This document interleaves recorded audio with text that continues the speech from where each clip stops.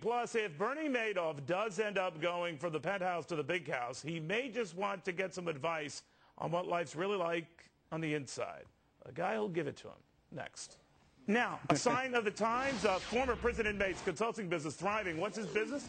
Consulting prisoners to be on the do's and don'ts of prison life. He's Larry Levine, and he runs something called WallStreetPrisonConsultants.com. Larry, welcome. Well, thank you. Glad to be here with you. You would scare me, Larry. So I would scare a lot of people. I've been with my girlfriend for over a year. I scare her still. So you would scare me with the advice you're giving. But obviously a lot of these white-collar criminals to be, or those who are on the way to the big house, seek you out for advice. What do you tell them? I tell them that they should be scared. They should be concerned. That prison's a dangerous place, and you got to really know your stuff when you go in there.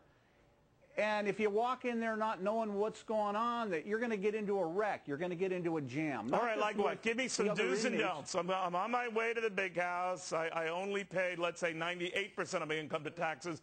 What are you going to advise me to do? I'm going to advise you to go in and show respect. Show respect to everybody.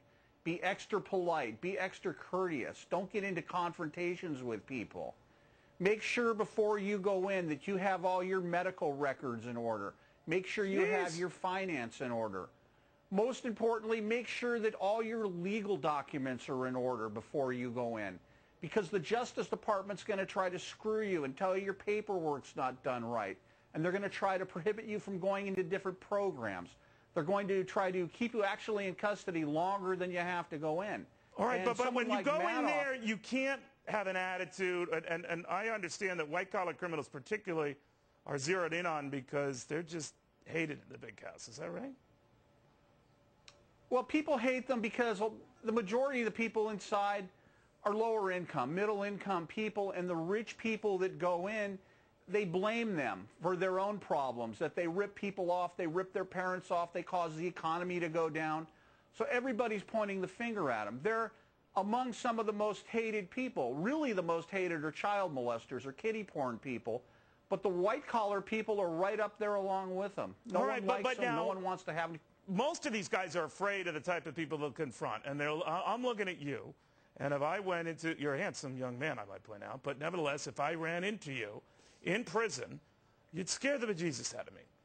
How should I act? What should I do? Should I just act naturally and just say, hey, Larry, how you doing? Well, what you ought to do is mind your own business. Do your time. Don't do someone else's time. You follow what I'm saying? Gotcha. You don't need to get into a wreck. You don't need to get into a jam. Madoff's going to have all kinds of problems. Everybody's going to have a preconceived notion. They're going to hate him before he goes in. What he needs to do is find one or two people who will be his friends, if he has any friends. Really? Hang out with them. But what so if they're watching one thing on television, let's say they're watching CNN, and I were in there, not that I ever want to be, and I wanted to switch to Fox Business Network to remind them, hey, if you don't have this, you should demand this. What are they going to do to me if I switch the channel? Well, first of all, there's different TVs. You have TVs for the black inmates, for the white inmates, for the Hispanics.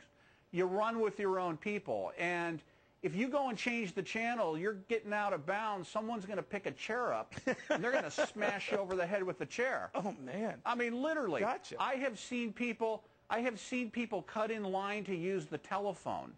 And these new people coming in, they don't know this, where someone will take the handset. It's like an armored cord, like on a payphone, and it's a short cord. And they'll take that cord and they'll just take the handset of the phone.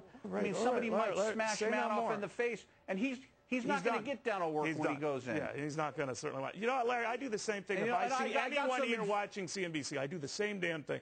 Larry, you're a great guest.